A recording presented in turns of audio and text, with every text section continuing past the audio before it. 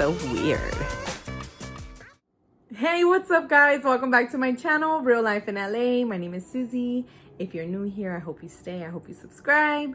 Thank you so much for coming in to my home. Welcome, welcome, welcome. And if you're an oldie but a goodie, thanks again for coming back and hitting play on my videos. So today I have a story time.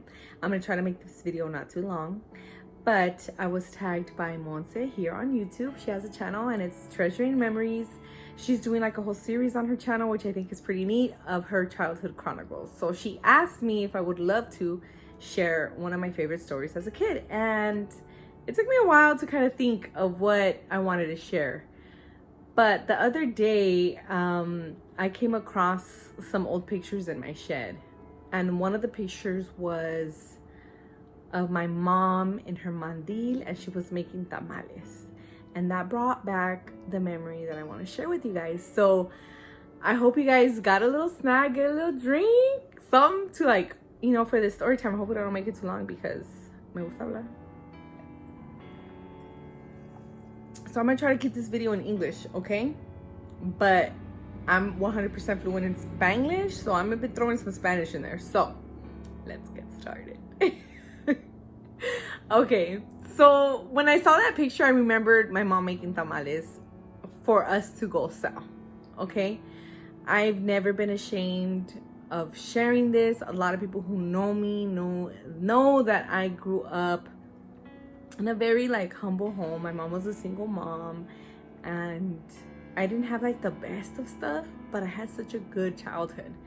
And I want to share with you guys of how it would be when we would go sell tamales. And I think it was a good experience for me because that taught me a lot of like what it is to work hard for what you want.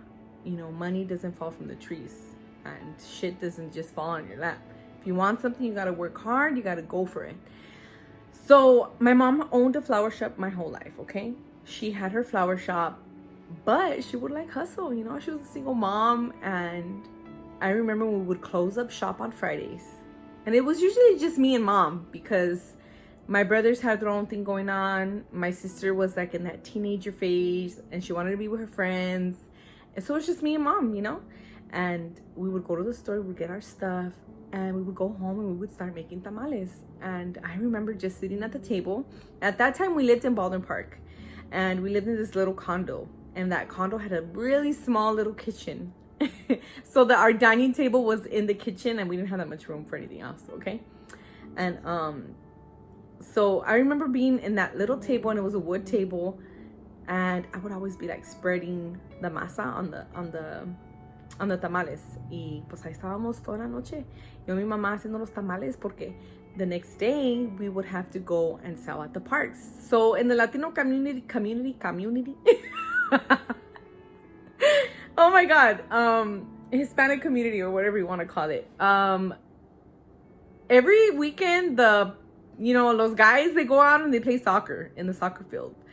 Like at the schools, at the parks, like homeboys are everywhere playing soccer. They play Saturday, they play Sunday, they play like 2-3 games in one day. So that's where we would go and sell our tamales. And I remember my mom used to make like 2 big pots, like huge pots of tamales. And to me, it was so exciting to run up and down the field yelling tamales, you know, like tamales, tamales, $1, tengo de queso, tengo de puerco, tengo de pollo, tamales, tamales. Like I would legit be running up and down that field, and I must have been like 8, and I would love it because I would love to want to get people to buy stuff for me, you know. And then I would go back all excited with my mom, like, Mama, deme 5 de esto, 5 del otro, whatever. She would give me all the tamales. I would give her the money, and then I would run back to people and give them their orders. And we would do that Saturdays. And then, like, we would be done, like, probably, like, by 12. So then my mom would be like, Mija, ¿quieres una hamburguesa? Like, yeah, Mom, I want a burger. Or she would take me to go get a pastrami at this place in Baldwin Park, which is, like, the best pastrami in the world, by the way. It's called Star Burgers. It's on Ramona Boulevard, past the train tracks. She would take me to go eat, and then we would go to the shop, and she would open up her shop, like her regular flower shop, her regular job. And then at night again, Saturday, we would go and we would do it all over again. We would make another big batch of tamales, and then we would go South Sunday. And we did that for a good while. I remember we would go South tamales, just me and my mom. And it was like a bonding time. It was like a, you know, learning how to work for your money. It was a mixture of everything. And I think just me and my mom being together and like hustling for money, because I knew it was money for us, for like the house. It wasn't like for her to buy me toys or like, hey mom, I want this bike or whatever. It was like, all right, cool, now we got money so we could go buy food, we could go, I don't know, like whatever we had to do at the house. Like that was the money that we were working for to, you know, like get through or whatever, or make it through whatever season or whatever we were trying to do that at that moment in time. But yeah, that was that's my story time, and I really hope that you guys enjoyed it. I had a pretty good childhood, and I was always a little hustler. Like later on, maybe I'll share with you guys the stuff I would do to make money when I was a kid. Nothing illegal, I don't think, at least. But yeah, growing up, and if you went through struggles, I think that makes you like a little bit more, I don't know, like it's a good thing. It's nothing to be ashamed of if you struggled as a kid. You know what I mean? At least I don't think it's something to be ashamed of.